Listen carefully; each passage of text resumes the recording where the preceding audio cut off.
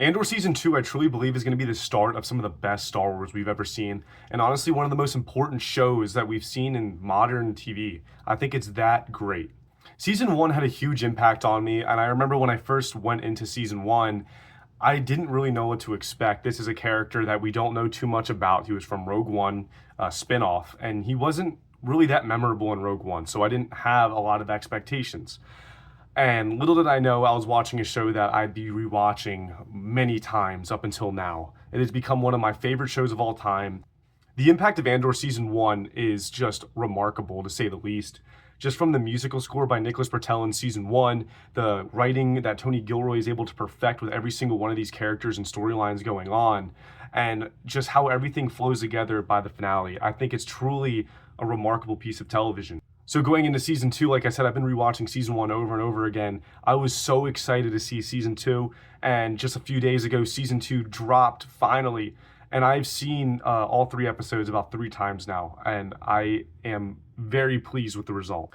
Episode 1 kicks off with a lot of action, and then we start to build with these new characters that we're getting introduced to and the new scenarios that every single character is in. Andor is a full revolutionary now. Mon Mothma's going all in on the wedding with her daughter, and everything's really, the rebellion's starting to form since Season 1.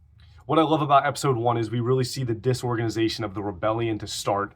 I think it's really interesting to see. A lot of people called that arc a bit slower. I'm not going to get into a lot of details. I won't be saying any spoilers, by the way. But I really like that little story they had going there. Like I said, it shows the disorganization of the rebellion and how Andor has to handle that. Every single wedding sequence, I was honestly glued to the TV. I think Mon Mothma as a character is really growing into one of my favorites in all of Star Wars. She is just so compelling in the sacrifices she makes.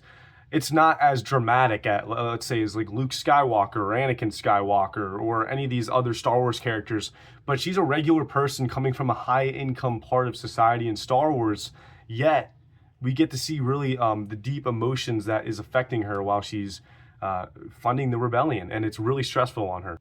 And then we get to see the Ferrix crew like Brasso, Wilman Pock, and Bix.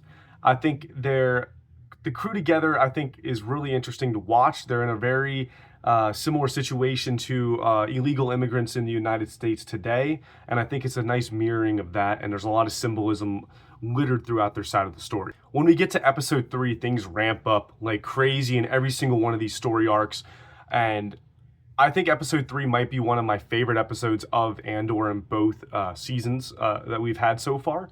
I would say it's about top 3 if I had to rank them. I can't really give an official ranking now, but I just think it's honestly just extraordinary television.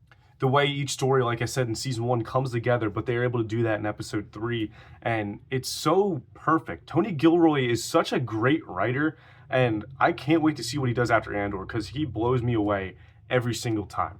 And I'm sure you've been seeing some things online. There's a bit of controversy, but this episode does get very dark at points, and I think, honestly, it belongs. I really do. I think it's a very important part of this story. I don't see why it would be unnecessary, honestly. I think it's a really important part of these characters. But yeah, the episode concludes with some incredible music, some great storytelling, incredible character work, great action set pieces.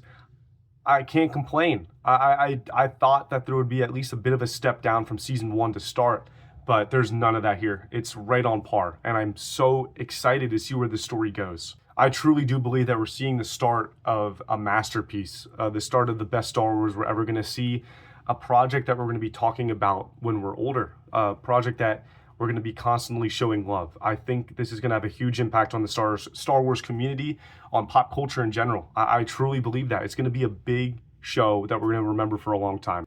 And on top of that, this is so important to the real world as well. The situations we're going on, that we're dealing with on a daily basis. Like I said, I really believe the Ferrix crew is kind of mirroring illegal immigrants in the United States in that entire situation. And there's so many other parts of symbolism and things, mostly with history. And I think it's so important, and we can really all take things away from Andor Season 1 and now to start Season 2. This is just exceptional writing from Tony Gilroy, and he's just continuing to do it episode after episode. And like I said before, I can't wait to see what Tony Gilroy does after Andor, because he is becoming one of my favorite filmmakers. I hope you guys enjoyed this video. This is the first time I'm doing this format. If anyone's actually watching this, leave me some comments below how I should change the video, things I can improve on. What do you want to see me make? I'm hoping to really grow this channel, talk about movies, Star Wars, my filmmaking journey, or just life in general. So I hope you all have a great rest of your day.